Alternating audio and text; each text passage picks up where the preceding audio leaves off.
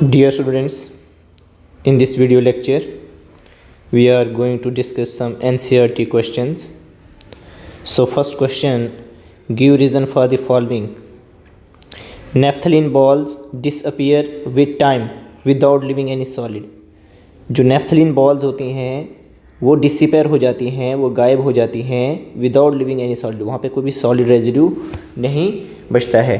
तो ऐसा क्यों होता है, right? These are the images. This is the image of naphthalene ball, right? Naphthalene is a volatile solid. volatile solid का मतलब हुआ कि ये इवेपोरेट होके एयर में मिक्स हो जाता है, ठीक है, एटमॉस्फेयर में मिक्स हो जाता है इवेपोरेट होके. volatile होता है which whose vapors can be formed easily, which can escape out, right? volatile का मीनिंग होता है which can escape out, ठीक है. escape कैसे होगा? जब इसके वेपर्स बनेंगे, right? It undergoes, naphthalene undergoes sublimation slowly at room temperature, right? At room temperature, ये अलग अलग है room temperature.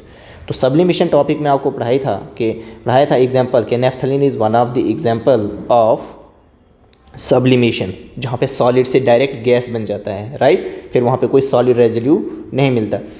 As a result solid naphthalene gets converted into vapors which become a part of air around us, right? समझ में आ गई बात? Therefore इसलिए naphthalene balls disappear without leaving any solid, right? ये जो इमेज है ये कैम्फर की इमेज है, राइट? CAMPHOR, camphor. और ऊपर मैंने आपको naphthalene balls कहा और इन्हें हम मॉथ बॉल्स भी कहते हैं, राइट? क्लॉथ्स के अंदर रखते हैं ना हम, ताकि क्लॉथ्स को जो हैं जर्म्स इंसेक्ट्स वगैरह ना कट करें, उसे प्रिवेंशन के लिए हम इन्हें यूज़ करते हैं अपने डेली लाइफ होम्स में, राइट ना? अपने घरों में इसे हम इस्तेमाल करते हैं, राइट? नाउ सेकंड क्वेश्चन क्या है?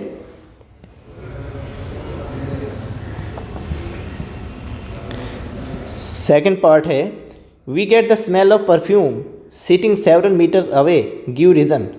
परफ्यूम की स्मेल जो है, परफ्यूम की जो फ्रेगरेंस होती है, ठीक है, खुशबू जो होती है, वो हमें बहुत दूर तक आती है. ऐसा क्यों, किस रीज़न से, right? We get the smell of perfume sitting several metres away due to diffusion, right?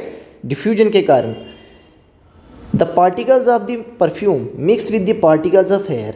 जो परफ्यूम के पार्टिकल्स होते हैं वो एयर के पार्टिकल्स के साथ मिक्सअप हो जाते हैं due to high speed of this particle. Air के पार्टिकल्स की बहुत ज़्यादा स्पीड होती है,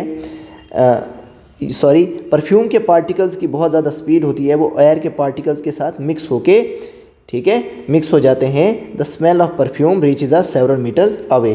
तो सिंपल सा रीज़न है, due to process of diffusion. और डिफ्यूजन हमने आपको कहा था कि mixing and separating of one substance into another substance by the motion of their particles, right? उस प्रोसेस को हम डिफ्यूजन कहते थे.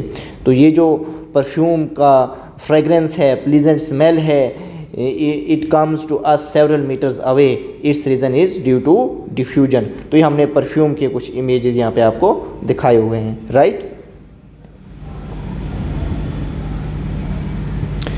Question number 3 is very important question.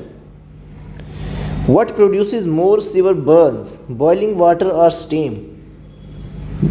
ज़्यादा जलन किससे प्रोड्यूस होगी, बॉइलिंग वाटर से और स्टीम से? तो स्टीम से ज़्यादा जलन प्रोड्यूस होती है, right, as compare to boiling water. ऐसा क्यों? When water at 373 kelvin is converted into steam, 373 kelvin equivalent to 100 degree Celsius होता है, राइट? जब इसको केल्विन में कन्वर्ट करते हैं 373 केल्विन आता है. When water at 373 Kelvin is converted into steam. This water absorbs energy equal to latent heat of vaporization. क्योंकि वाटर को वेपर में कन्वर्ट होना है, जो एनर्जी इसको रिक्वायर्ड है for the vaporization is latent heat of vaporization, right? Thus steam at 373 kelvin has more heat energy. जो steam होता है 373 केल्विन पे, it has more heat energy than water at 373 kelvin, and hence steam produces more severe burns than boiling water. इसलिए steam से ज़्यादा burn produce हो सकता है, ठीक है? और in simple words we can say the particles of steam have more velocity as compare to the particles of boiling water. That is why this steam produces more severe burns, right?